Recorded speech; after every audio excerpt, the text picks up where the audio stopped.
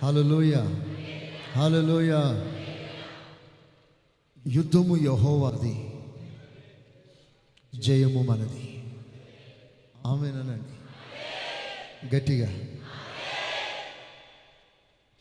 వ్యాధులపై జయము ఆయనది, యుద్ధము ఆయనది.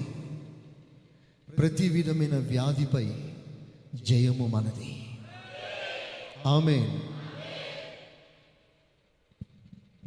ప్రతి విధమైన దరిద్రతపై యుద్ధము ఆయనది, ప్రతి దరిద్రపై జయము మనది.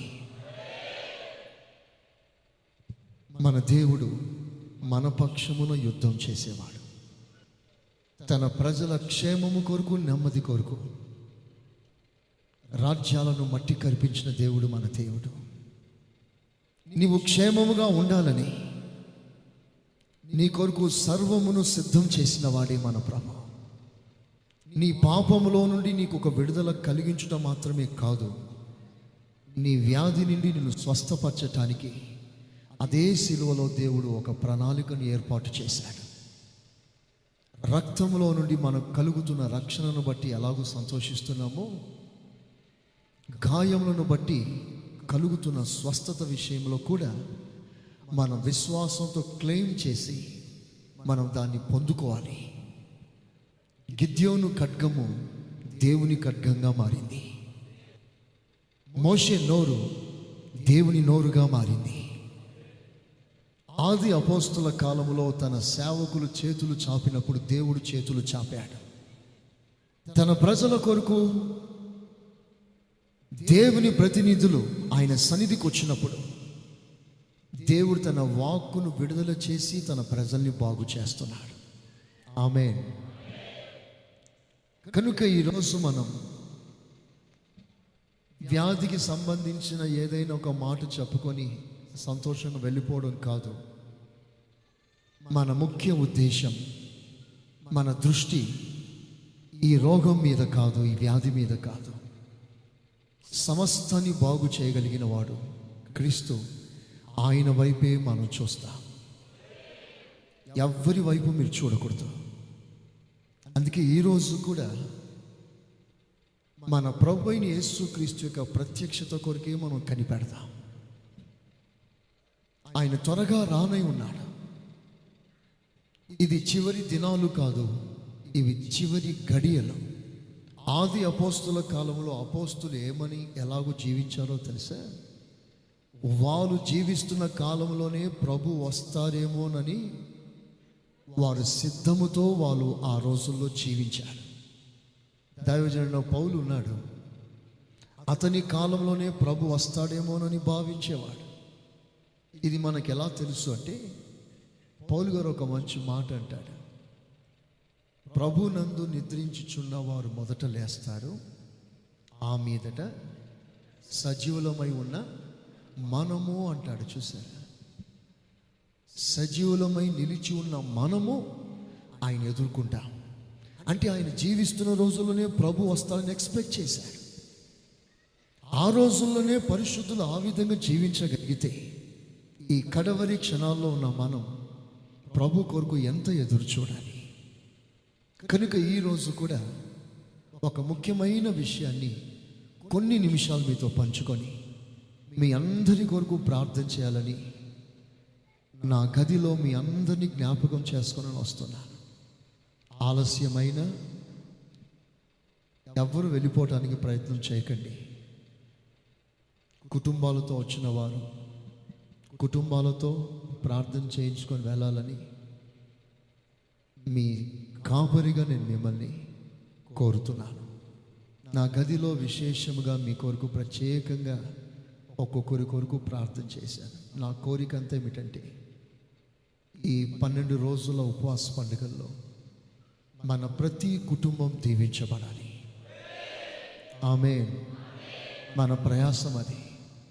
ఈ పండుగలకి ఎవరో ఎక్కడి నుంచో సపోర్ట్ మనం తెచ్చుకోవట్లేదు. ఈ పండుగల యొక్క ముఖ్య ఉద్దేశం 12 రోజులు, 12 మాసాలు, ఒక్కొక్క నెల నువ్వు ప్రభు చేత దీవించబడి ఆశీర్వాదంగా, ఆరోగ్యంగా, ఆత్మీయునిగా, ప్రభు రాకడ కొరకు ఎదురు చూసే వ్యక్తిగా నీవు జీవించాలి. అలాంటి మనస్సు నీకు రావాలని ఈ ప్రార్థనలో దేవుడిని ఏర్పాటు చేశాడు. దేవునికి స్తోత్రం. కొన్ని విషయాలు మీతో నేను పంచుకుంటాను. మత్తయి సువార్త 25వ అధ్యాయం మొదటి కొన్ని వచనాలు మనం చదువుకుందాం. పరలోక రాజ్యము తమ దివిటీలు పట్టుకుని పెళ్లి కుమారుని ఎదుర్కొంటకు బయలుదేరిన 10 మంది కన్యకలను పోలి ఉన్నది. వీరిలో 5 బుద్ధి లేని వారు, 5 బుద్ధి గలవారు. బుద్ధి లేని వారు తమ దివిటీలు పట్టుకొని తమతో కూడా నూనె తీసుకొని పోలేదు. బుద్ధి గలవారు తమ దివిటీలతో కూడా సిద్ధులలో నూనె తీసుకొని పోయేది. పెళ్లి కుమారుడు ఆలస్యం చేయగా వారందరూ కునికి నిద్రించుచుండిరి. అర్ధరాత్రి వేళ ఇదిగో పెళ్లి కుమారుడు, అర్ధరాత్రి వేళ ఇదిగో పెళ్లి కుమారుడు, ఇదిగో పెళ్లి కుమారుడు అతన్ని ఎదుర్కొని రండి అను కేక వినబడింది. ఆయన ఎదుర్కోవటానికి రండి అని ఒక కేక వినబడింది. అప్పుడు ఆ కన్యకలందరూ లేచి తమ దివిటీలను చక్కపరిచిరి. కానీ బుద్ధి లేని ఆ కన్యకలు, మా దివిటీలు ఆరిపోవచ్చున్నవి గనుక మీ నూనెలో కొంచెము మాకు ఇయుడని బుద్ధి గల వారిని అడిగిరి. అందుకు బుద్ధి గల కన్యకలు, మాకును మీకును ఇది చాలదేమో, మీరు అమ్మవారి ఎద్దకు పోయి కొనుక్కురుడని చెప్పిరి. వారు కొనబోచుండగా పెళ్లి కుమారుడు వచ్చాను. అప్పుడు సిద్ధపడి ఉన్న వారు అతనితో కూడా పెళ్లి విందుకు లోపలికి పోయిరి. అంతటా తలుపులు వేయబడెను. ఆ తరువాత తక్కిన కన్యకలు వచ్చి అయ్యా అయ్యా మాకు తలుపు తీయుడని అడుగగా అతడు మిమ్ము నెరగనని మీతో నిశ్చయముగా చెప్పుచున్నానెను. ఆ దినమైనను గడి అయినను మీకు తెలియదు గనుక మెలకువగా ఉండండి. చేతులెత్తి స్తోత్రం చెప్పండి గట్టిగా. హల్లెలూయా, హల్లెలూయా. చదవబడిన వాక్య భాగంలో 2 గుంపుల వారు ఉన్నారు. ఒక గుంపు విడువబడింది, ఒక గుంపు ఎత్తబడింది. ఒక గుంపుకి జ్ఞానం లేదు, బుద్ధి లేదు అని బైబిల్ సెలవిస్తుంది. మరో గుంపు బుద్ధి కలిగిన వారు అని బైబిల్ సెలవిస్తుంది. ఈరోజు ఒక ప్రధానమైన విషయం, ఎలాగైనా సరే నేను ప్రభు వచ్చినప్పుడు ఆయనను కలుసుకోవాలి. ఆమేన్, ఆమేన్. అట్ ఎనీ కాస్ట్, ఎంత వెలైనా, ఎంత బాధ అయినా, ఎంత భారమైనా, ఎంత కష్టమైనా, ఎంత నష్టమైనా నేను ఆయనను కలుసుకోవాలి. ఇది జీవితంలో ఒక ప్రగాఢ కోరిక. విడువబడిన వారు ఒక గుంపు వారు, ఎత్తబడిన వారు మరో గుంపు వారు. రేపు ప్రభు ప్రత్యక్షమైనప్పుడు సంఘంలో ఇదే జరగబోతుంది. ఒక గుంపు వారు విడువబడతారు, ఒక గుంపు వారు ఎత్తబడతారు. ఇది అందరికీ తెలిసిన సత్యం. అయితే ఈ రోజున ఒక క్రొత్త కోణంలోంచి ఒక క్రొత్త పాఠాన్ని మీకు చెప్తాను. విడువబడేవారెవరు, ఎత్తబడేవారెవరు? ఈ రోజున మనం దేని కొరకు ఎదురు చూస్తున్నాం? అసలు మన బాధ ఏమిటి? వ్యాధి మనల్ని బాధిస్తుంది, ఒంటరితనమా నిన్ను వేధిస్తుంది, అప్పుల సమస్య నిన్ను కృంగదీస్తుంది, మనుషుల మాటలా నిన్ను బాధిస్తుంది, చుట్టుపక్కల సమస్యనా నిన్ను కృంగదీసేది. ఇది కాదు అసలు మనల్ని బాధించవలసిన విషయం. వీటి చేత బాధించబడేవాడు శరీర సంబంధి. వీటి చేత దుఃఖపడేవాడు దూరదృష్టి లేనివాడు. ఈ లోక సంబంధమైన సమస్యల కొరకు కన్నీళ్లు కార్చేవాడు శరీర సంబంధి. మన బాధ, మన దుఃఖం, మన కన్నీరు ఒకటి. అదేమిటో తెలుసా? నేను ఆయన పరిపూర్ణతను సాధించాలి, నేను ఆయన వలె మారాలి, ఆయన స్వభావాలు ధరించాలి, ఆయన పోలికలో వర్ధిల్లాలి, రోజు రోజు ఆయనతో చేతి మీద చేయేసి అడుగులో అడుగు వేసి ఆయనతో నేను నడవాలి. ఇది నా బాధ, ఇది నా ప్రసవేదన. దీని కొరకు మనం పోరాడతాం. రక్తము కారునంతగా మనం పోరాడుట లేదు. ప్రయాస పడగలిగినంతగా మనం ప్రయాస పడట్లేదు.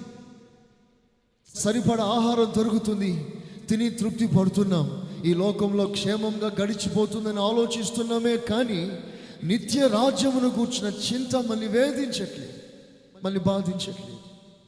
చెప్పాలంటే ఈ సమస్యలన్నీ సమస్యలవే కావు అసలు. కనుక అస్సలు విషయంలోకి మనం వెళ్దాం. ఎత్తబడిన ఈ పరిశుద్ధుల జీవితాల్లో 7 ప్రాముఖ్యమైన సత్యాలు మనం చూస్తున్నాం. నంబర్ 1, వారి గురించి బైబిల్ సెలవిస్తుంది, వారు లేచారు అని రాస్తుంది. లేచారు అంటే అంతకుముందు వారు పడి ఉన్నారు అనే సంగతిని వారు గ్రహించారు. వారు మత్తులో ఉన్నారనే సంగతి వారు గ్రహించారు. వారు జోగుతూ ఉన్నారనే సంగతి వారు గ్రహించారు. ప్రభుని కలుసుకోలేని స్థితిలో మేము ఉన్నాము అనే సత్యాన్ని వారు గ్రహించారు. ఇదే పాప గ్రహింపు. ఒక వ్యక్తి దేవుని రాజ్యమునకు కొనిపోబడాలంటే అతనికి ఉండవలసిన ద వెరీ ఫస్ట్ క్వాలిఫికేషన్, ఇది మొదటి అర్హత, పాప గ్రహింపు. నీ ఉన్న స్థితి నువ్వు గ్రహించాలి. నీవు మాట్లాడుతున్న మాట సరైంది కాదు అనే విషయాన్ని గ్రహించాలి. నీవు నడిచే మార్గం సరైనది కాదు అని ఒక గ్రహింపు నీకు రావాలి. ఇప్పుడు ప్రస్తుతం నీకున్న స్థానం, స్థితి సరైంది కాదు అని నువ్వు గ్రహించాలి. ఆ గ్రహింపు నీకు రావాలి. ఉజ్జీవం లేకుండా ఉన్నావే, ఆత్మలో ముందుకు సాగలేకపోతున్నావే, సరైన అభిషేకంలో నింపబడలేకపోతున్నావే, నీ స్థితిని గ్రహించాలి.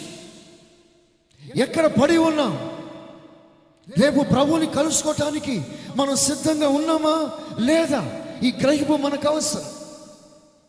ప్రతిరోజు మనం ఆరాధనకు వచ్చి ఆరాధనలో ముందుకు సాగిపోయి ఇలాగనే కాలాపన చేసేది కాదు అసలు విషయం. మనందరికీ ఒక గ్రహింపు కావాలి. స్తోత్రం చెప్పండి, చెప్దాం గట్టిగా, చెప్దాం గట్టిగా. నీ ఆత్మీయ స్థితి యొక్క గ్రహింపు నీకు అవసరం. ఎంతవరకు నువ్వు ఎదిగా, నీ ఎదుగుదల ఎంత, దేవుడు నీలో ఆత్మ ఐశ్వర్యాన్ని కుమ్మరించాడే, ఈ ఐశ్వర్యం యొక్క కొలత ఎంత, ప్రభు జీవం ఎంత సంపాదించాం.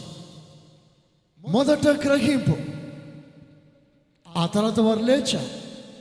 ఇదే నిజమైన పశ్చాత్తాపం, నిజమైన రిపెంటెన్స్. నీవు పడి ఉన్న స్థితి నువ్వు గుర్తించి గ్రహించిన తర్వాత అక్కడి నుంచి నువ్వు పైకి లేవాలి. నీ బలహీనత ఏదైనా సరే నువ్వు అక్కడి నుంచి లేవాలి.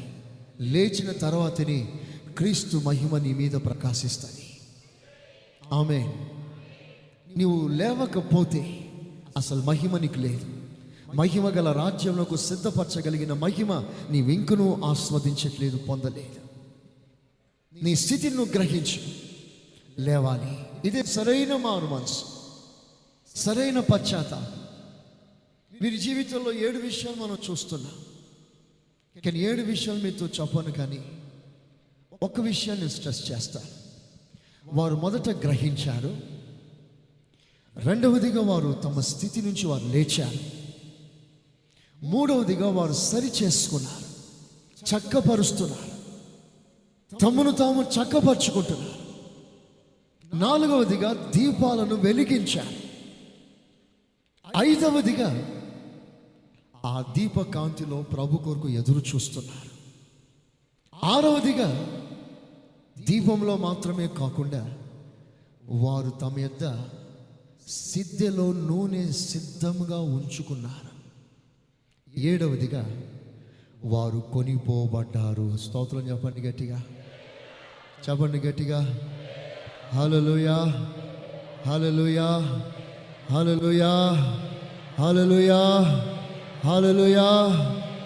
ప్రియుడా నిన్ను చూడాలని, ప్రియని వలనే మారాలని, ప్రియుడా నిన్ను చూడాలని, ప్రియని వలనే మారాలని, ప్రియతమా నకాంక్ష తీరాలని,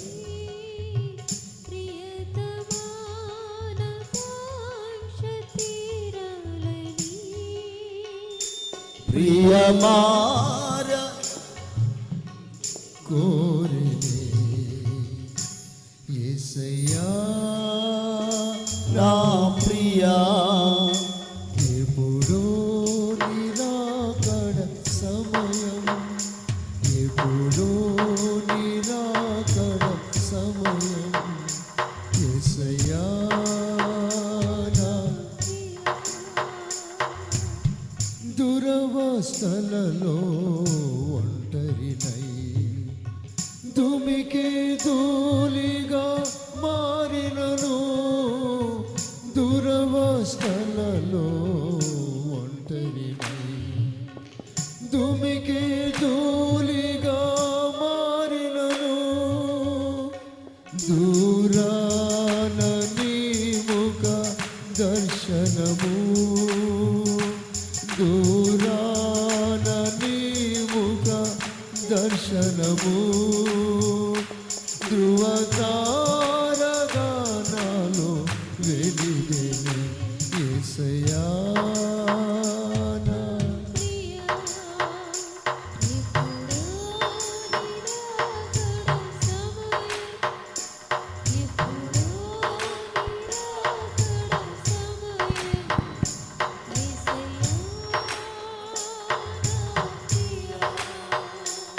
ఎప్పుడో నిరాకడ సమయం ఎప్పుడో నిరాకడ సమయం యేసయ్యా నా ప్రియా. ఆమేన్. హల్లెలూయా హల్లెలూయా. ప్రభు రాకడికి కొనిపోబడే దేవుని బిడ్డలు తమ స్థితిని గ్రహించి సరైన పశ్చాత్తాపం పొందిన ప్రజలు, నిజమైన మారు మనసు అని చెప్తా. నేను ఈ విషయాన్ని చాలా స్ట్రెస్ చేస్తాను. ఎందుకు అంటే చాలామంది విశ్వాసులు మారు మనసు పొందినాం అనుకుంటున్నారు. ప్రభువుని అంగీకరించాం, మారు మనసు పొందాం, సంఘంలో చేర్చబడ్డాం, ప్రభు వస్తే కొనిపోబడతామనే ధీమా ఆలోచనతో అనేకులు అదే రకంగా ఉండిపోయారు. నిజమైన మారు మనసు అంటే ఏమిటో, నిజంగా నేను మారు మనసు పొందానని మనం ఎలా గ్రహించాలి అనే సత్యాన్ని పరిశుద్ధ గ్రంథంలో 7 పశ్చాత్తాపడ్డారు.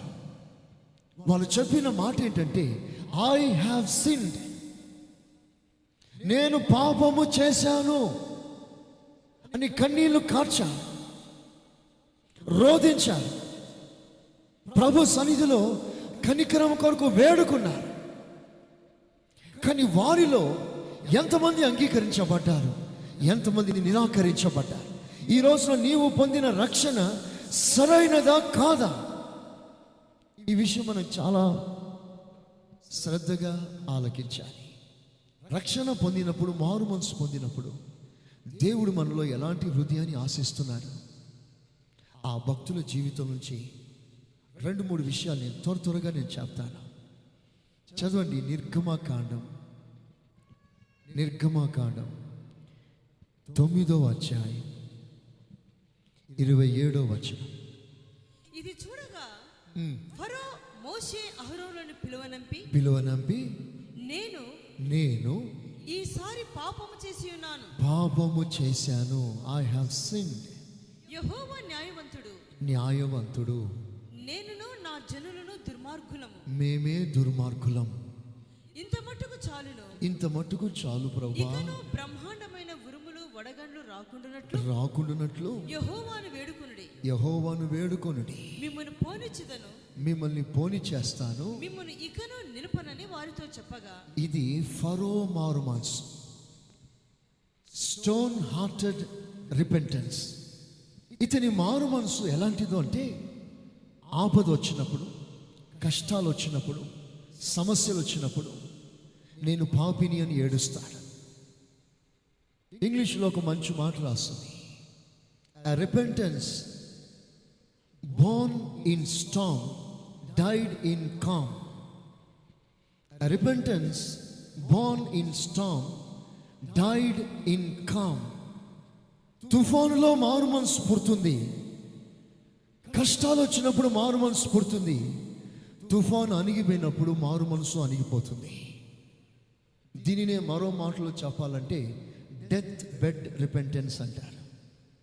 కొంతమంది నాకు తెలుసు, వారు ఎలాంటి వారంటే వారి పిల్లలకి ఏదైనా ఆపద వస్తే వాళ్ళు పరిగెత్తుకుని వచ్చి మోకరిస్తారు, ప్రార్థన చేస్తారు, ఉపవాసాలు ఉంటారు. వాళ్ళ పిల్లల మీద ఉన్న ఆ తెగులు దాటిపోయిన వెంటనే మళ్ళా పొరపాటున కనిపించారు మందిరంలో. నాకు మరో సహోదరుడు తెలుసు.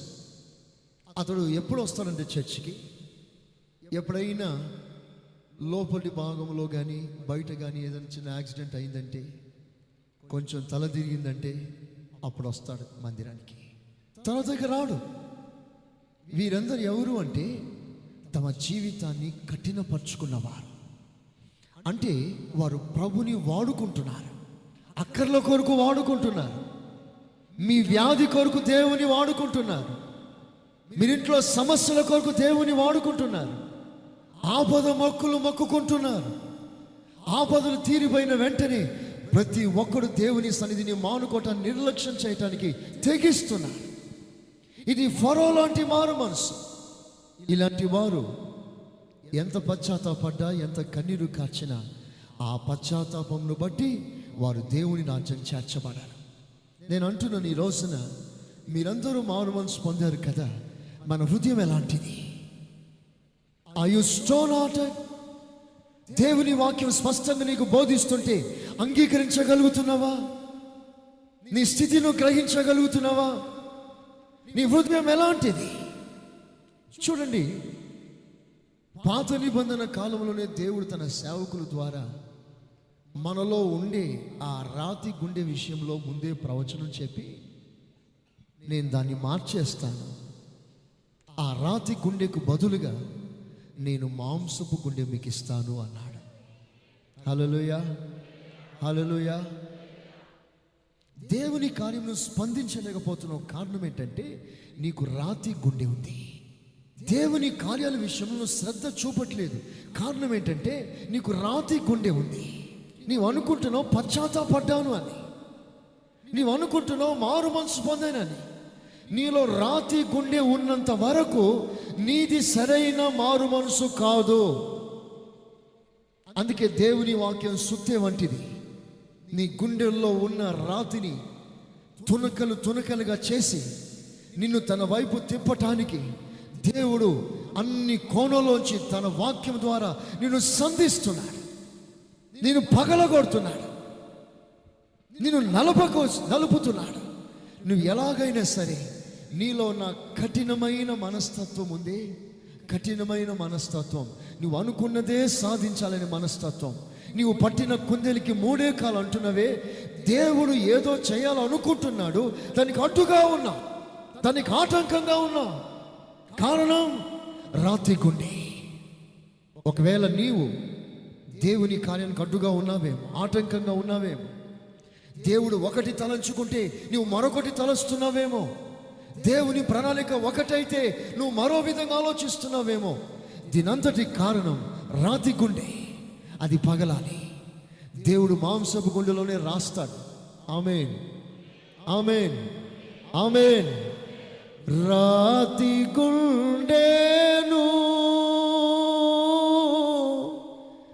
మార్చు యేసయ్యా, మాంసపు గుండెను అమర్చుమో దేవా, నీ హృదయమో నాకిమ్మయా, లోకాన్ని నీకై సంపాదించేదా,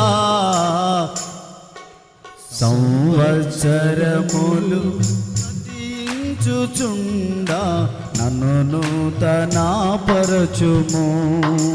యేసయ్యా నీ రూపముకు మార్చుము. సంవత్సరములు గతించుచుండా నన్ను నూతనపరచుము. యేసయ్యా నీ రూపముకు మార్చుము. ఇది ఫరో లాంటి కఠిన హృదయం యొక్క మారు మనసు. నీ జీవితంలో దేవుని వాక్యాన్ని గుర్తించిన, సత్యాన్ని గుర్తించిన, నీవు అనుకున్నదే జరిగించాలనే రాతి గుండె ఉంది, కఠినమైన మనసు ఉంది, అది సరైన మారు మనసు కాదు. నువ్వు దేవుని చిత్తానికి అప్పగించుకోవాలి. నీ ప్లాన్ ఏమైనా సరే ప్రభు నీతో మాట్లాడినప్పుడు నీ ప్లాన్లన్నీ పక్కన పెట్టి నువ్వు దేవునికి సమర్పించుకోగలిగిన విశ్వాసిగా నువ్వు ఉండాలి. వీరే ప్రభు రాకడికి సిద్ధపడేవారు. ఎంత చెప్పినా, దేవుని వాక్యం ఎంత కఠినంగా నీ ఎద్దకు వచ్చినా, నీ జీవితంలో ఉన్న కాఠిన్యంని, ఆ కఠినమైన మనస్తత్వాన్ని మార్చుకోవటానికి నువ్వు ఇష్టపడకపోతే నువ్వు నిశ్చయముగా విడువబడే వారి పుస్తకాల్లోనూ రాయబడినవనే సంగతిని మర్చిపోతావు. మొదటి విషయం. రెండో విషయం నేను చెప్తున్నాను. సంఖ్యాకాండం, త్వరగా చదవండి. సంఖ్యాకాండం 22వ అధ్యాయం 34వ విషయం వాక్యం. అందుకు బిలాము నేను పాపము చేసి తిని, ఐ హావ్ సిన్, నేను పాపము చేశాను. బిలాము పశ్చాత్తాపం. ఇది ఫరో స్టోనీ హార్ట్, బిలాము డబుల్ మైండెడ్ పర్సన్. ఈ బిలాముకి రెండు తలంపులు, రెండు ఆలోచన. పాపము చేశాను అని ఒప్పుకోలు చేస్తున్నాడు దేవుని సన్నిధిలో. కానీ ఇతని మనసంతా కూడా దేవుని మీద కాదు, దేవుని వాక్యం మీద కాదు. ఇతని మనసంతా కూడా వెండి బంగారం మీద ఉంది. చూడండి, మీకు అతని స్వభావాన్ని మీకు చెప్తాను. ఈ బిలాము తన కన్నులతో రక్షకుని చూస్తున్నాడు. ఎంత మంచి ప్రవచనం చెప్పాడంటే, నా కళ్ళతో నేను చూస్తున్నాను, దగ్గరలో ఉన్నట్టు కాదు, దూరంలో ఉన్నట్లుగా నేను ఆయనను చూస్తున్నాను అన్నాడు. ఎంత గొప్ప ప్రవచనం అండి! ఈ ప్రవక్తకి ఇచ్చిన అభిషేకం ఎంత గొప్పది! యూదాలో నక్షత్రం ఉదయించును అని ప్రభు అయిన యేసుక్రీస్తుని గురించి ప్రవచిస్తున్నాడు. యూదాలో రాజదండం లేచును అనే సత్యాన్ని తేటగా బోధిస్తున్నాడు. ఓ ప్రక్కన యేసుని రక్షకుని చూస్తూ ఉన్నా, మరో ప్రక్కన వెండి బంగారాన్నే చూస్తున్నాడు. ఇవి రెండు కూడా సమపాలుగా బిలాములో ఉంది. ఓ పక్కన ఆశీర్వదించాలని, మరో ప్రక్కన శపించాలని. ఓ పక్కన దేవునికి లోబడాలని, మరో ప్రక్కన బాలాకు లోబడాలని. కొద్దిసేపు ప్రభు సన్నిధిలో మోకరిస్తాడు, ఆ తర్వాత బాలాకు సముఖంలో నిలబడతాడు. ఒకసారి అంటాడు, ఓ బాలాకు, నీవు బండెడు బంగారం ఇచ్చినా నేను ఒప్పుకోను, దేవుడు ఏది చెప్తే అదే చేస్తాను అంటాడు. మరలా అదే సమయంలో బాలాకు రేటు పెంచేసరికి మరలా అక్కడికి మొగ్గేస్తాడు. అంటే ఈ బిలాము ఎవరు అంటే, రెండు తలంపులు కలిగిన వాడు, రెండు ఆలోచనలు కలిగిన వాడు. ఇతడు ద్విమనస్కుడు. సంఘానికి వచ్చినప్పుడు సంఘంలో ఉండవలసిన పద్ధతిలో ఉంటాడు, లోకానికి వెళ్తే లోక పద్ధతిలో ఉంటాడు. ఈ సంస్థకు వస్తే ఈ సంస్థను గణపరిచినట్లుగా ఉంటాడు, అదే సమయంలో ఇంకో సంస్థకి వెళ్తే అక్కడ అంటుకున్నట్లుగా ఉంటాడు. ఎటు కానివాడు. చాలా ప్రాముఖ్యమైన విషయం ఇచ్చేస్తాడు. ఈ బిలాము అంతా డబుల్ గేమ్ ఆడుతున్నాడు. దేవుని దగ్గర నుంచి శక్తి పొందుకోవాలనుకుంటాడు, అక్కడికి వెళ్ళి అక్కడ డబ్బులు పొందుకోవాలనుకుంటాడు. ఇక్కడ వీళ్ళిచ్చేది తీసుకోవాలనుకుంటాడు, మళ్ళీ అక్కడికి వెళ్ళి వాళ్ళు ఇచ్చేది తీసుకోవాలనుకుంటాడు. ఇది బిలాము మార్గం. ఇది ఇతడు సేవ కూడా, ఇతడు చేసేది సేవన. ఎలాంటి సేవ ఇది? చూడండి, ఒక ప్రాముఖ్యమైన విషయం చెప్తాను. అతని గుండెలో ఉన్న కోరిక అంతా ఏమిటంటే, నీతిమంతుడు మరణించినట్లుగా నేను మరణించాలి అని కోరుకున్నాడు. నా అంత్యదశ నీతిమంతుల అంత్యదశ మాదిరిగా ఉండాలి అని కోరుకున్నాడు బిలాము. నాకు సాధారణమైన మరణం వద్దు, లోకస్తులు చచ్చిపోయినట్లుగా నేను చావకూడదు, ఒక పరిశుద్ధునిగా నేను చావాలి, ఒక నీతిమంతునిగా నేను చావాలి అని కోరిక కలిగిన వాడు. కానీ అలా చచ్చాడా? బిలాం ఎలా చనిపోయాడు? బిలాం యొక్క అంత్యం ఎలా జరిగింది? వినటానికి కూడా దుఃఖం. అతని చివరి స్టేజ్, అతని మరణం ఎలా సంభవించిందో తెలుసా?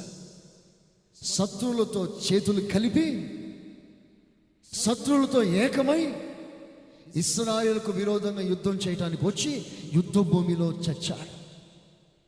కత్తి చేత పొడవబడి చంపబడ్డాడు, ఖడ్గము చేత కూలిపోయాడు. ఒకప్పుడు ఇతని ఉద్దేశం ఏంటి? దేవుడు ఆశీర్వదించిన జనాంగాన్ని ఎవరైనా శపిస్తారు, నేను ఆ పని చేయలేనన్నాడే. దేవుడు ఈ ప్రజలను ఆశీర్వదించమన్నాడే కానీ శపించమనలేదు అని శపించలేదే, ఆశీర్వదించాడే. చివరికి శత్రువులతో చేతులు కలిపాడు.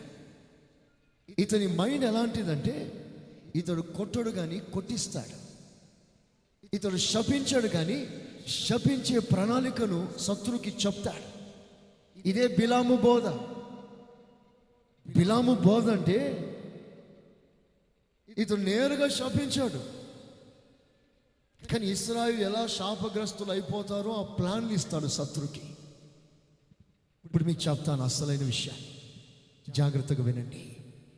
బిలాము తను కోరుకున్నట్లుగా ఎందుకు తన జీవితాన్ని ముగించలేకపోయాడు? తను ఆశించినట్లుగా తన జీవితాన్ని చివరి దశలో ఎందుకు ముగించలేకపోయాడు? అతనికి మనస్సు. నేను అంటున్నాను, పశ్చాత్తాపడ్డాడు, నేను పాపము చేశానని ఒప్పుకున్నాడు.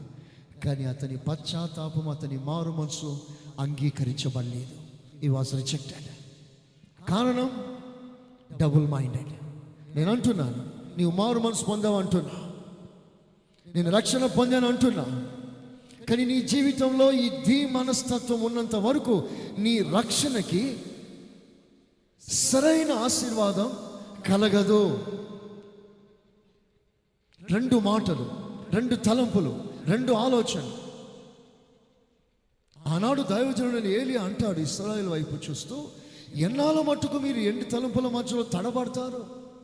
ఎటు కాని ప్రజలు వీరికి సరైన మారు మనసు లేదు. ఎక్కడ పడితే అక్కడికి వెళ్ళిపోతుంటారు. 2 తలంపులు, 2 ఆలోచనలు. విశ్వాసులారా వినండి, దేవుడు శపించవద్దు, ఆ సత్యాన్ని దేవుడే మాట్లాడాడు బిలాముతో. నీవు బండెడు బంగారం ఇచ్చినా నేను ఒప్పుకోను అన్నాడు. మరలా అదే బాలకు మరలా మనుషులు పంపించి దేవుని ప్రజల్ని శపించాలని కోరినప్పుడు, రేటు పెంచినప్పుడు, ఇంకా విస్తారమైన వెండి బంగారాలు ఇస్తానని ప్రమాణం చేసినప్పుడు, ఆ బంగారం వైపు మనసు పడిపోయి దేవుని మాట కాదన్నవాడు. మీకు అర్థమైనట్లుగా చెప్తాను, బిలాము మనసులో దేవుని ఆజ్ఞల కంటే, దేవుని మాట కంటే డబ్బుకి ఎక్కువ ప్రాముఖ్యత ఇచ్చినవాడు. బిలాము జీవితంలో దేవుడు కాదు ప్రైమరీ పొజిషన్లో ఉన్నది, డబ్బు ఉంది. ఇలాంటి వారి రక్షణ సరైంది కాదు. బైబిల్ సెలవిస్తుంది, ఏ దాసుడును 2 యజమానులకు దాసుడుగా ఉండలేడు. ఆ మాట కొంచెం సరైన భావం అర్థం కావట్లేదు. అక్కడ 2 దాసుడుగా ఉండలేడంటే ఎందుకు ఉండలేడు? 2 కాదు, 20 మందికి దాసుడుగా ఉండగలడు ఒక వ్యక్తి. ఆ మాట యొక్క సరైన భావం ఏమిటంటే, ఏ దాసునికి కూడా 2 యజమానులు ఉండలేరు అని అర్థం. 2 మాస్టర్స్ ఉండలేరు, ఒకే మాస్టర్. నువ్వు 100 మందికి దాసుడిగా ఉండవచ్చు, బట్ మాస్టర్ ఇస్ 1. చూడండి ఒక ప్రాముఖ్యమైన విషయాన్ని, ఈ బిలాము జీవితంలో డబ్బే ప్రధానం. అతనికి డబ్బు ఉంటే దేవుని ఆజ్ఞను పక్కన పెట్టేస్తాడు. డబ్బు ఇస్తానంటే బోర్డు మార్చేస్తాడు, డబ్బు ఇస్తానంటే బోధ మార్చేస్తాడు, డబ్బు ఇస్తానంటే పరిస్థితులు మార్చేస్తాడు, మినిస్ట్రీ మార్చమన్నా మార్చేస్తాడు. డబ్బు ప్రధానమైంది. శ్రేష్టమైన ఆత్మల కంటే నీ దృష్టికి డబ్బు ప్రధానమైందిగా ఇస్తే మన సేవ ఏంటి అసలు? మనం చేస్తున్న సేవ ఎలాంటిది? ఈ రోజున విశ్వాసి నిన్ను ప్రభు సూటిగా అడుగుతున్నాడు, నీ హృదయంలో దేనికి ఎక్కువ ప్రాధాన్యత ఇస్తున్నావు? ఎవరికి ప్రాముఖ్యత ఇస్తున్నావు? ఎంతోమంది విశ్వాసులు బయట వారు కష్టానికి, వారి ప్రయాసానికి ఇచ్చిన ఆ సమయాన్ని, ఆ విలువని దేవునికి ఇవ్వలేకపోతున్నారు. నేను అంటున్నాను, బాగా వినండి. సరైన మారు మనసు అంటే ఏమిటో మీకు చెప్తున్నాను. దేవుని సన్నిధి కంటే, దేవుని కార్యాల కంటే ఎక్కువగా నీ ప్రయాసానికి ఎక్కువ అవకాశం ఇస్తున్నావు కదా నీవు. దేవుని సన్నిధికి రావటానికి కుదరక ఎన్నెన్నో పనులు పెట్టుకుంటున్నాం, మనం రాలేకపోతున్నాం. నెలంతా డ్యూటీకి వెళ్తాం కదా, 12 రోజులు రాలేకపోయినారా మీరు అనేకులు? ఆలోచన చేయండి. యాబ్సెంట్ లేకుండా డ్యూటీకి వెళ్తున్నారే, జ్వరం వచ్చినా డ్యూటీకి వెళ్తున్నారే, కాళ్ళు లాగుతున్నా డ్యూటీకి వెళ్తున్నామే. 12 రోజులు వరుసగా నువ్వు రాగలిగావా? 12 days, 12 రోజులు. నీ భక్తి ఎంత స్థాయిలో ఉందో ఒకసారి నువ్వు ఆలోచన చేయి. వాహనం లేదా, ఆరోగ్యం లేదా, వేరే గ్రామం మంది ఇదే కదా, కానీ మీలో అనేకులు రాలేకపోయారే. నేను మీ భక్తిని పాయింట్అవుట్ చేస్తున్నాను. మీరు ఎంత ఎదిగారో చూడండి. రేపు ప్రభు వస్తే మన పరిస్థితి ఏంటి? దేనికి ఎక్కువ ప్రాముఖ్యత ఇస్తున్నాం మనం? సంవత్సరానికి ఒక్కసారి 12 రోజులు దేవుడు మనకిచ్చాడు. నేను అనుకుంటాను ఇదే ఎల్టీసీ పెట్టుకోవచ్చు మనం, ఇదే లాంగ్ లీవ్, ఇదే సిక్ లీవ్, అన్నీ మనకున్నవన్నీ అప్లై చేసుకొని 12 రోజులు రాత్రి పగలికి గడిపితే పరలోకమందున్న దేవుడు ఎంత సంతోషిస్తాడు. దేవునికి స్తోత్రం, హల్లెలూయా. ఆ వైరాగ్యం రాలేదే మనకి, ఆ పౌరుషం మనకు రాలేదే. Just 12 days.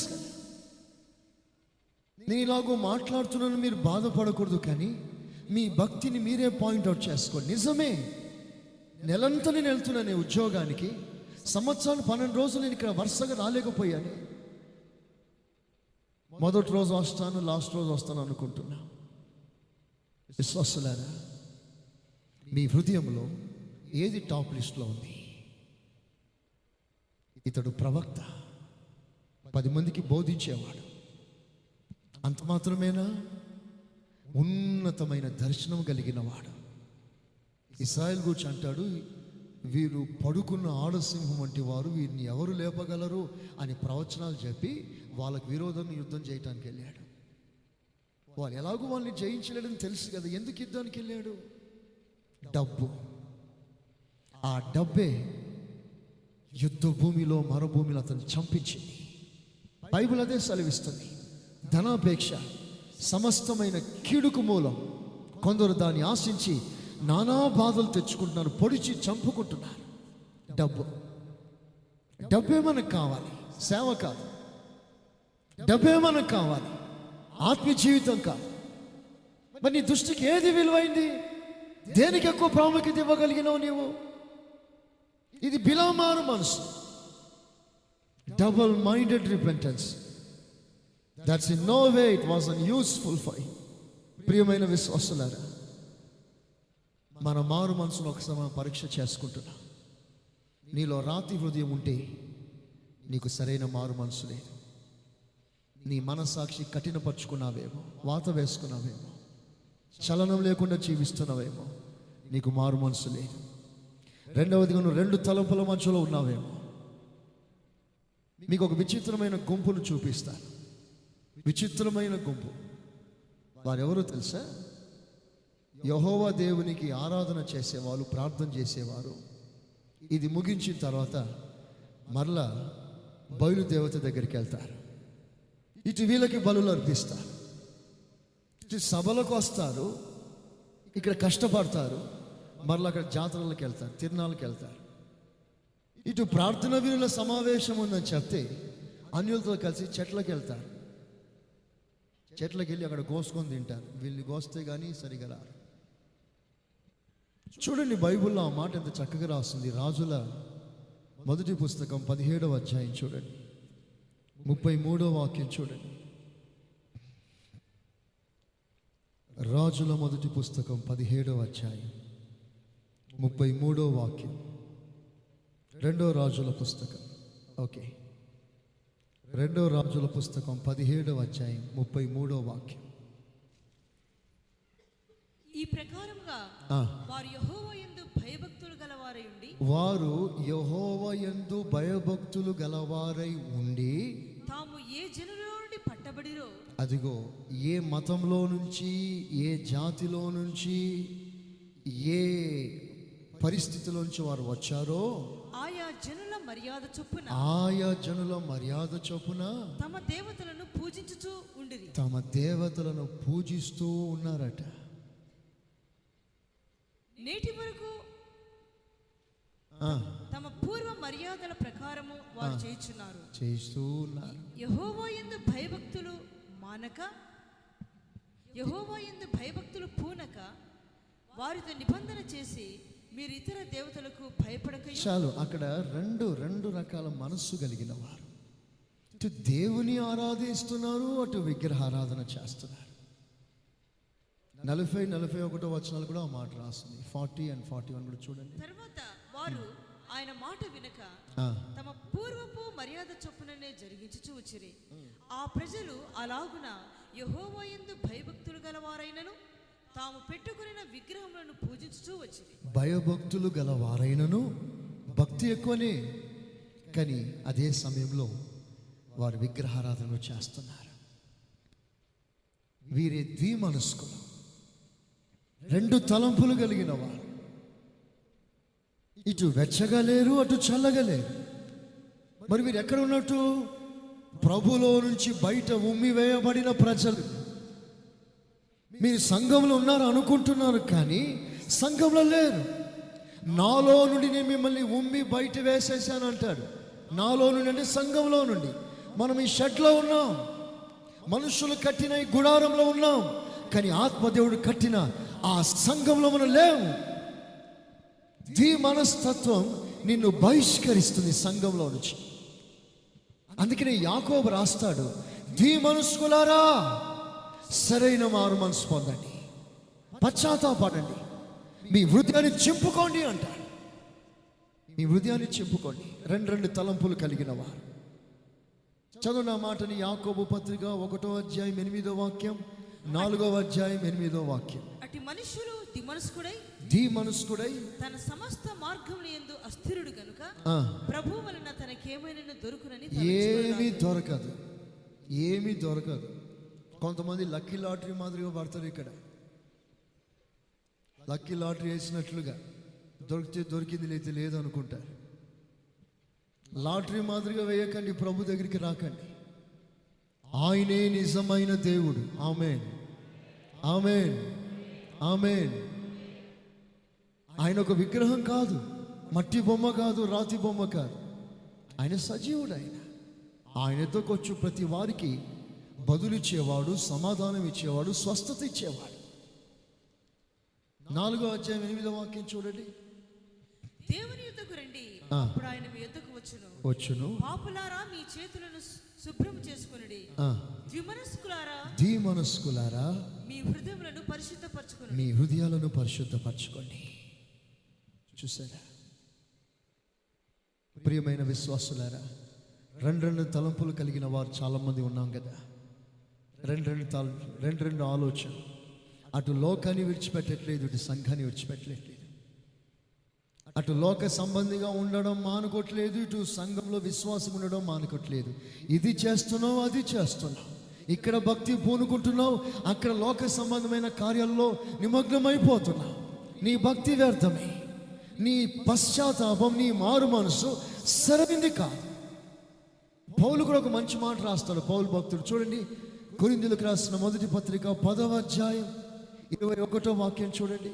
21 10వ అధ్యాయం. మీరు ప్రభువు ప్రభు పాత్రలోనిది దయ్యముల పాత్రలోనిది కూడా త్రాగనేరరు. దయ్యముల పాత్రలోనిది కూడా త్రాగనేరరు. త్రాగనేరరు. ప్రభు బల్ల మీద ఉన్న దానిలోను, ప్రభు బల్ల మీద ఉన్న దానిని, దయ్యముల బల్ల మీద ఉన్న దానిలోను దయ్యాల బల్ల మీద ఉన్న దానిని కూడా పాలు పొందనేరరు. మీరు పాలు పొందలేరు కదా, మరి ఎందుకు అలా చేస్తున్నా? ఒకసారి ఆలోచన చేయండి. ఇక్కడేమో ఈ పాట పాడుతున్నారు, ఇంటికి వెళ్ళిన తర్వాత మీ పాటలు మారిపోతున్నాయి.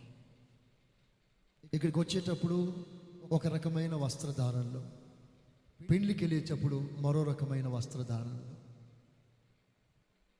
ఒకసారి మిమ్మల్ని మీరే పరీక్ష చేసుకోండి.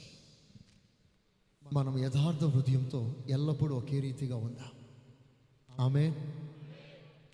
మనస్సు నిన్ను దేవుని సన్నిధికి పూర్తిగా చేర్చాడు. మార్గంలోనే నువ్వు విడిచిపెట్టబడతావు. చూడండి, మనస్కురాలైన ఓర్ప అని బైబిల్లో మనం చూస్తున్నాం. ఓర్ప, ఆ ఓర్పకి రెండు మనసు, ఇటు అతతో ఉండాలి, మరలా మోయాబుకి వెళ్ళిపోవాలి. రెండింటి మధ్యలో ప్రాణం కొట్టుకుంటుంది. మేము అప్పుడప్పుడే రక్షణ పొందే రోజుల్లో రోమన్ క్యాథలిక్ సంఘంలో నుండి అప్పుడప్పుడే మా తల్లిదండ్రులు పెంతెకోస్తు సంఘానికి వెళ్తున్నారు. మమ్మల్ని కూడా కొన్నిసార్లు బలవంతంగా తీసుకెళ్తారు. మేము చాలా కష్టపడి వెళ్తుంటాం. సరిగ్గా ఆదివారం 10 గంటలకి మేము రోమన్ క్యాథలిక్ చర్చ్లోకి వెళ్తే ఆ టైంకంతా ఇంటికి వచ్చేస్తాం 10 గంటల లోపే. కానీ పెంతెకోస్తు సంఘంలో 10 గంటలకి స్టార్టే కానీ ఎండింగ్ ఎప్పుడో తెలియదు. ఆ రోజుల్లో సరిగ్గా 10 o'clock టీవీలో స్టార్ ట్రెక్ అనే ఒక ప్రోగ్రాం వచ్చేది. అంతరిక్షంలో కొత్త కొత్త జీవులు చూపించేవారు. నాకు అదంటే మహాప్రాణంగా ఉండేది. ఇప్పుడు ఆరాధనకి వెళ్తాను, నా మైండ్ అంతా అక్కడే ఉండేది. అది అప్పుడు సాక్షి. మరి ఇప్పుడు ప్రస్తుతం ఎంతమంది అలాగున్నారు అని. మందిరానికి వచ్చినా కూడా అదే తలంపులతో, అదే ఆలోచనలతో ఎంతోమంది ఉంటున్నాం. అందుకే ప్రభు మాట్లాడుతున్నాడు, ఈ పండుగల్లో మనకి సరైన మారు మనసు రావాలి. ఆమేన్, ఆమేన్. హల్లెలూయా, హల్లెలూయా, హల్లెలూయా.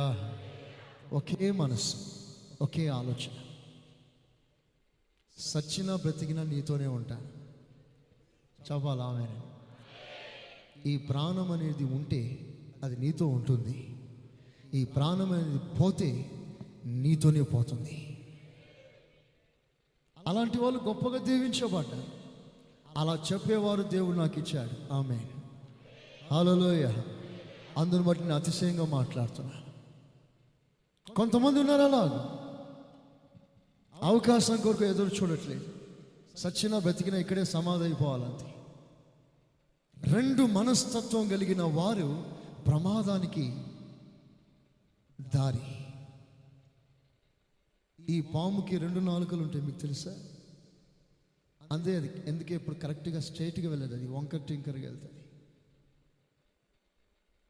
ప్రియమైన విశ్వాసులారా, బిలాము మారు మనసు అది అతనికి ఫలించలేదు. నంబర్ 3, శామ్యూయల్ మొదటి పుస్తకం 15వ అధ్యాయం 24వ వాక్యం. సౌలు జనులకు జడిసి వారి మాట వినినందున నేను యెహోవా ఆజ్ఞను నీ మాటలకు మీరి పాపం తెచ్చుకుంటుని. మళ్ళీ చదువుదాం ఒకసారి. జనులకు జడిసి వారి మాట వినినందున నేను యెహోవా ఆజ్ఞను నీ మాటలను మీరి పాపం తెచ్చుకుంటుని. నేను పాపము చేశాను. I have sinned. ఇంగ్లీష్ బైబిల్లో కరెక్ట్గా ఈ ఫ్రేజ్ రాస్తుంది 7 pointsలో. I have sinned, I have sinned. ఇది సౌలు యొక్క మారు మనసు. ఈ సౌలు ఎలాంటి వాడంటే సెల్ఫ్ సెంటర్డ్, దేవునికి అవిధేయుడు. ఇప్పుడు చదివిన వాక్య భాగంలో అతను కూర్చున్న ఒక స్వభావం రాయబడింది.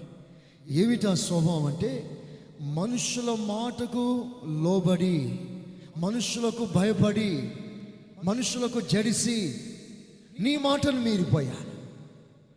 అంటే సౌలు జీవితంలో మనుషుల భయమే దేవుని మార్గంలోంచి అతన్ని తొలగించింది, దేవుని సన్నిధిలో నిలవకుండా చేసింది.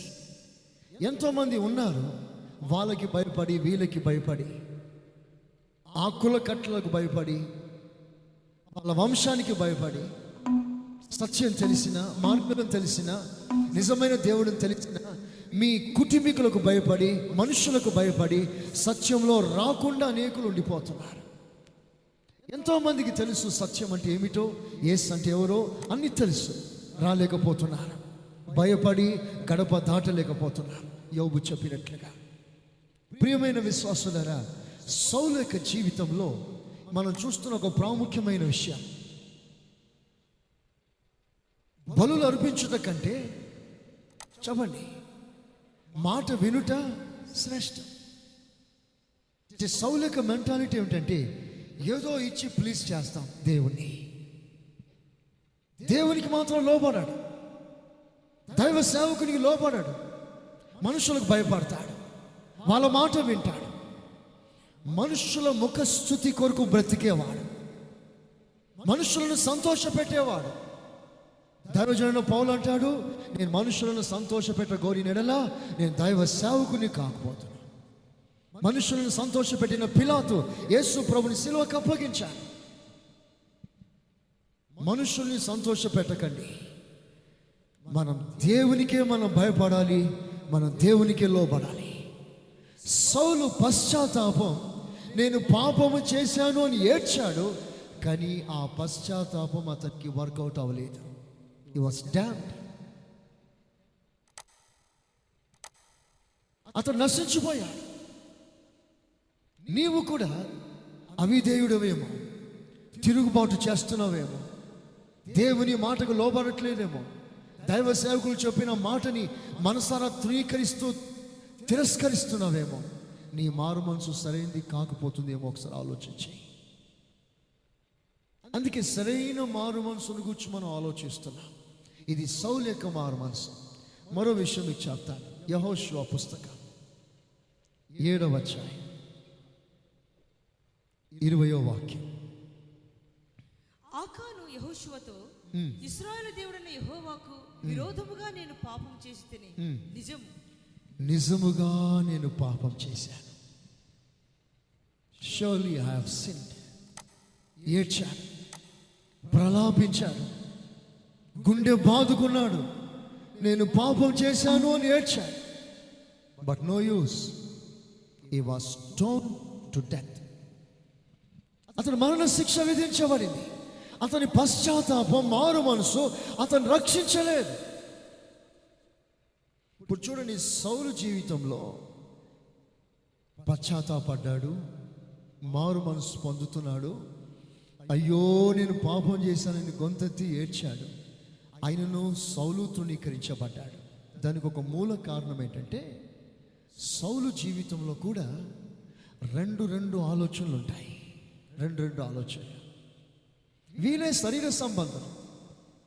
కొద్దిసేపు దావీదును చంపుతానంటాడు, కొద్దిసేపు దేవుడు నిన్ను కాపాడును గాక అంటాడు, కొద్దిసేపు దావీదుని పిచ్చి కుక్కని తరిమినట్లుగా తరుముతాడు, మరి కొద్దిసేపు నీవు నాకంటే నీతిమంతుడవు అంటాడు. కొద్దిసేపు ప్రవక్తల గుడారాల్లో ఉంటాడు, కొద్దిసేపు కర్ణ పిశాచి గుడారంలో ఉంటాడు.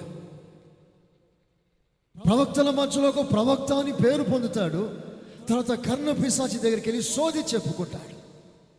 చివరికి దేవుడు అతను విడిచిపెట్టాడనే సంగతి అతనికి తెలిసిన, ఫిలిస్తీయులతో యుద్ధం చేసిన దినమున అతడు సస్తాడన్న సంగతి తెలిసిన, ప్రిపరేషన్ లేకుండా పోయాడు.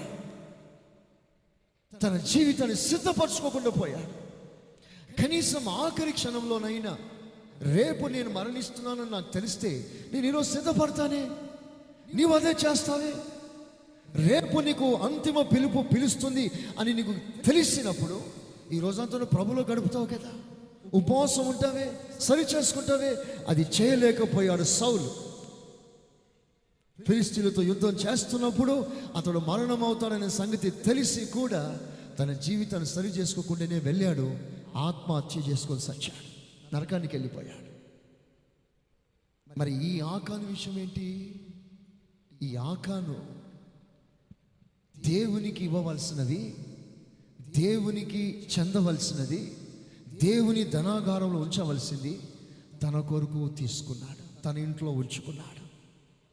ఆకాను, నీ ఇంట్లో ఉన్నది అది నీ ఇంట్లో ఉండవలసింది కాదు, అది దేవుని ఇంట్లో ఉండవలసింది. అది దేవుని భాగం, అది దేవుని సొత్తు, అది దేవుని సొమ్ము. అది నీవు దొంగిలించా. చివరికి పశ్చాత్తాపడ్డా. ఎప్పుడు పశ్చాత్తాపడ్డావు? దొరికిన తర్వాత, పట్టుబడ్డ తర్వాత, నీ పేరున చీటీ పడిన తర్వాత అప్పుడు ఒప్పుకున్నా. నేను అంటాను, నువ్వు నిజమైన మారు మనసు పొందావని చెప్తే దేవుని ఇంటికి సంబంధించింది నీ ఇంట్లో ఉండకూడదు. నేను చూసిన దైవ సేవకుడు కఠినంగా మాట్లాడాడు. ఈరోజున మరలా మీకు ఆ విషయాన్ని జ్ఞాపకం చేస్తున్నాను. దేవుని యొక్క ఆశీర్వాదాన్ని ఎవరు పోగొట్టుకోవద్దు. దేవుని ఇంట్లో ఉండవలసినది దేవుని ఇంట్లోనే ఉండాలి, నీకు సంబంధించింది నీ దగ్గరనే ఉండాలి. ఈ విషయాన్ని మిమ్మల్ని మీరే సరి చేసుకోండి.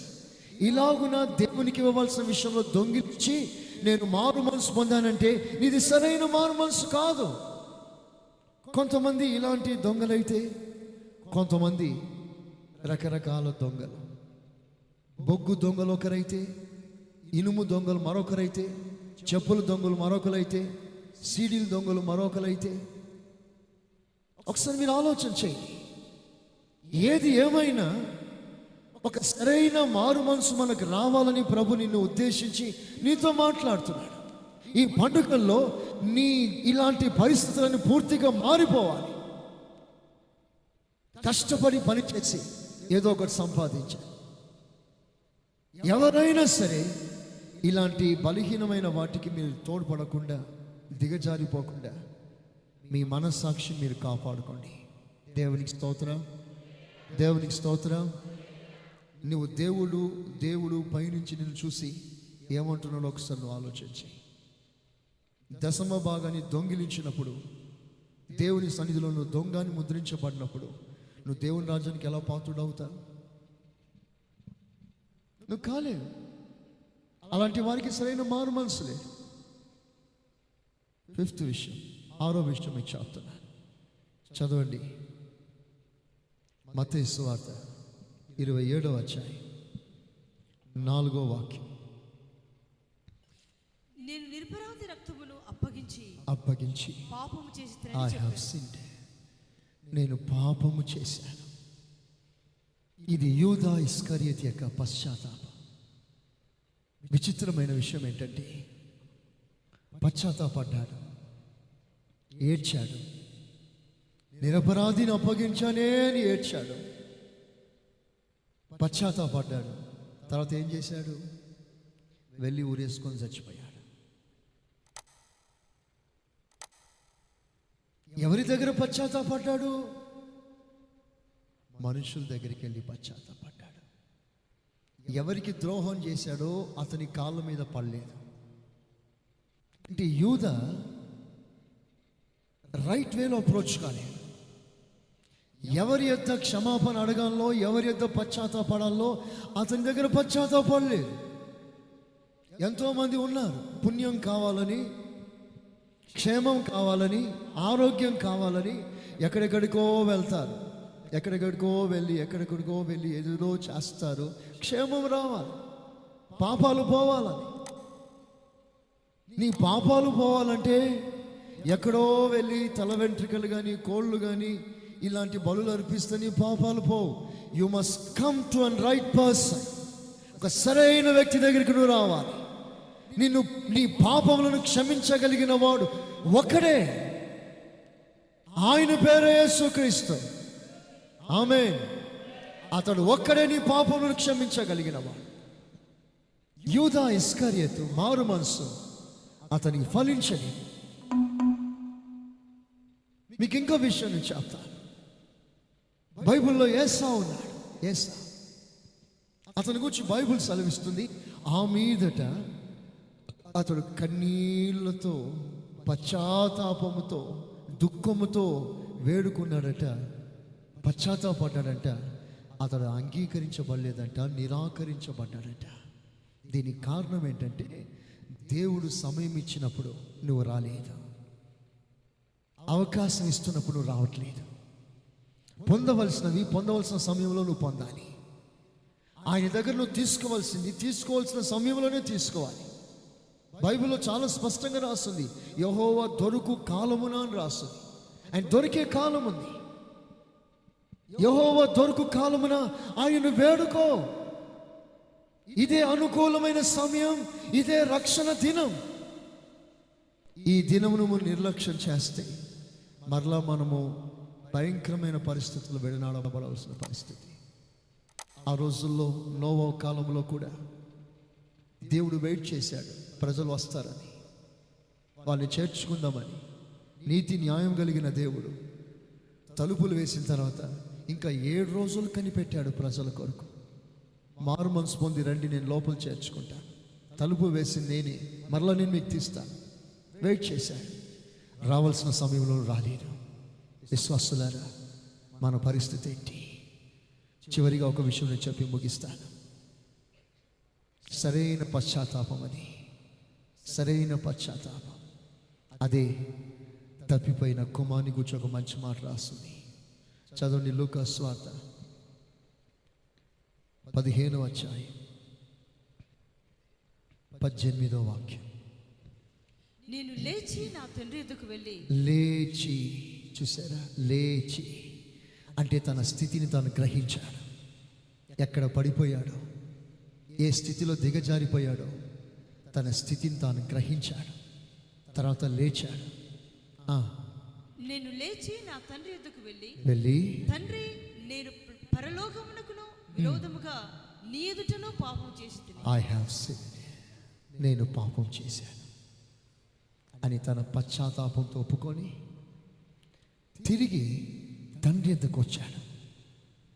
అప్పుడు తండ్రి అతన్ని చేర్చుకొని ఆ తప్పిపోయిన కుమారుడు అంటాడు, నానా, నన్ను ఒక కుమారునిగా చేర్చుకోవద్దు. మీ ఇంట్లో అనేకులు పని వాళ్ళు ఉన్నారే, ఆ పని వాళ్ళలో ఒకరిని చేర్చుకోమని చెప్పాలని ప్రయత్నం చేస్తే ఆ తండ్రి యొక్క కరుణ గల హస్తం అంట అతని నోటిని మూచేసిందంట. నువ్వు అలా అనవద్దు. మాథ్యూ హెన్రీ అని ఒక మంచి బోధకుడు ఉన్నాడు, బైబుల్ ప్రబోధకుడు. అతడు అంటాడు, ఆ తండ్రి కంట కరుణ దృష్టి అంట, కనికరం గల దృష్టితో చూశాడట, కనికరం గల మాటలే మాట్లాడాడట, కనికరం గల చేతులతో కన్నీటిని తుడిచాడట, కనికటమైన మనసుతో తన ఎదలో ఆనించుకున్నాడట. అతడు ఏదో అనుకొని వచ్చాడు, ఆయన అనుకున్న దానికంటే ఎక్కువగా తండ్రి అతన్ని కనపరిచాడు. ఆమేన్. కొంచెమే అనుకున్నాడు, ఎక్కువ పొందాడు. దాసునిగా ఉండాలనుకున్నాడు, కుమారునిగా మార్చబడ్డాడు. దీనికి కారణం ఏంటంటే సరైన పశ్చాత్తాపం. హల్లెలూయా, హల్లెలూయా. సరైన మారు మనసు. కనుక మనం ఇలాంటి సరైన మారు మనసు పొంది పశ్చాత్తాపడితే, ఇప్పుడు నేను చెప్తున్నాను ఈరోజు పాయింట్, దేవుడు నిన్ను అద్భుతంగా స్వస్థపరుస్తాడు. చెప్పండి గట్టిగా. బైబిల్లో రాస్తుంది, నీ పాపములు క్షమించబడ్డాయి, నీవు స్వస్థత గలవానిగా ఇంటికి వెళ్ళు, నేను బాగు చేసేసాను. ఇప్పుడు అందరి విషయంలో ఇది కాదు, కొందరి విషయంలో వారి వ్యాధికి కారణం వాళ్ళలో ఉన్న పాపం. ఆ పాపమే వారి వ్యాధికి కారణం. అందరి విషయం కాదు, కొందరి విషయం. కొందరికి వ్యాధి వారి పరిపూర్ణత కొరకు వచ్చింది, వారిని పరీక్షించటానికి వచ్చింది. నీతిమంతులకు వస్తాయి వ్యాధులు, రోగాలు, పరిశుద్ధులకు వస్తాయి. ఇప్పుడు నేను అంటున్నాను, నీ వ్యాధి నీ పాపం మూలమైనదైతే, నువ్వు సరైన పశ్చాత్తాపడితే, నీ పాపములు క్షమించబడిందంటే నీ రోగం బాగైపోతాయి. కొందరింట్లో సమస్యలు, కొందరింట్లో ఆర్థికంగా నలిగిపోతున్నారు. నేను అంటాను, మీ పాపములు క్షమించబడితే మీ పరిస్థితులన్నీ బాగుపడతాయి. ఆమేన్, ఆమేన్. ప్రభు అలాగు చేయునుగాక. చెప్దాం గట్టిగా, ఆమేన్, ఆమేన్.